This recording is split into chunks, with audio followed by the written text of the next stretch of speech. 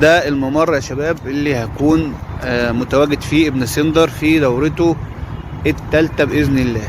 يبقى هو ده الممر، أول ما تخش من الباب هتلاقي الممر زي ما انت شايف كده. انا عايزك تتفرج على المكان الحضاري اللي انت هتيجي تجيب مستلزمات الطيور منه، او هتيجي تشتري او تبيع اي طيور عندك، او هتيجي تشوف الحاجة اللي انت محتاجها ايه، الادوية، الفيتامينات، الكلام ده كله. عايزك تتفرج المكان. احنا بعدناك عن الزحمة، بعدناك عن العشوائية. المكان هيكون مرتب ومنظم، مفيش اجمل من كده، مفيش احلى من كده. بص هتلاقي اماكن تقعد في كل مكان، في اماكن للقعدة. طبعا الكشك اللي قدام ده هو كشك الكافيتيريا، وفي كشك تاني للكافيتيريا، وبيبقوا فرشين الكراسي في الجزء اللي هناك دوت. هنروح برضو نبص عليه.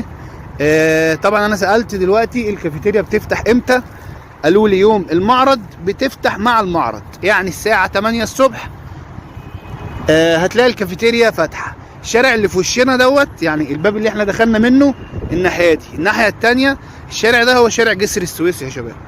فاللي جاي من جسر السويس هيلاقي حديقة ابن سندر صورها قدام عينيه على طول. هيخش من هنا هيلاقي البوابة في وشه على طول. يبقى دي محطة ايه؟ حمامات القبة. الجزء دوت بقى اللي انا بقول لكم عليه بيكون كله مليان ترابيزات بتاعة الكافيتيريا اهي، كراسي والترابيزات اهي في وشكم. وبتكون الكافيتيريا فرشه هنا في الجزء دوت.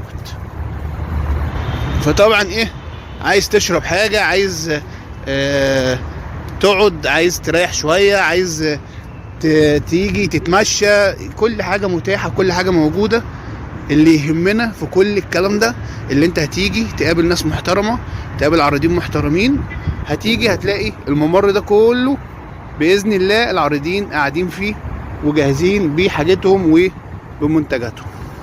مستني كل اخواتي وحبايبي يوم 4/1 القادم، 4 يناير القادم من الساعة 8 الصبح. يبقى طيب ادينا نبذة يا عم رماني ايه اللي هيكون موجود في ابن سندر من العارضين، او ايه اللي انا لو احتاجته هلاقيه في ابن سندر. هيكون موجود اول حاجة مزرعة الجندي موجودة بمنتجاتها، طبعا مستلزمات طيور الزينة، الاقفاص، العشوش، الاكلات، المسائي، خلطات التأكيل اليدوي، كل الكلام ده هيكون موجود. منتجات بلجيكا موجودة عند مزرعة الجندي. هيكون موجود طبعا مهندس سامي كامل، وده تخصص صناعة العشوش بكل أنواعها وبكل أحجامها وبكل أشكالها لجميع أنواع الطيور. طبعا غني عن التعريف وقوي جدا في مجال العشوش وصناعة العشوش. احمد علي حكاية قلبين، طبعا غني عن التعريف، معاه كل انواع الحبوب بكل اشكالها وباسعار حلوة جدا، بحجم كويس، بانتاج جديد. انا شفت بعيني انواع حبوب نضيفة جدا، خلطات للبادجي وللكوكتيل وللفينيش وحبوب طاقة وكل اللي انت هتتخيله، حتى كلفة الحمام بتكون معاه. وراجل متخصص في اكل الطيور. برضو موجود شركة توب بيت، ودي يعني بتستورد الادوات الطبيه، البيطريه، الكلام ده كله، ادوات القياس، الموازين، كل حاجه تخص طيور الزينه، الحاجات بتاعه التاكيل اليدوي، الحاجات اللي انت ما بتلاقيهاش في اي حته موجوده في شركه توب بيت. ناس محترفه وشغل بصراحه جميل جدا وبجوده عاليه.